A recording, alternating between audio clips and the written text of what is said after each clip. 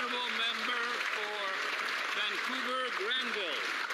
On October 12th, Ismaili Muslims from Vancouver to Halifax, from Resolute to Laval, and around the world will celebrate the 54th birthday of His Highness Prince Rahim Aga Khan, his first since his ascension to the seat of the Ismaili Imamate.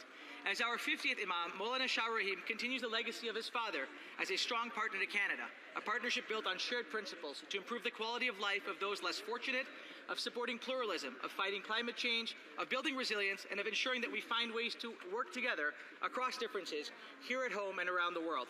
His example to us is that life is a marathon, not a sprint, and that we must build carefully and thoughtfully for the long term. For Ismailis, these values resonate in our commitment to building Canada. From coast to coast to coast, Ismailis are inspired by the example of our Imam to serve our communities, to build economic prosperity, and to be engaged members of Canadian society.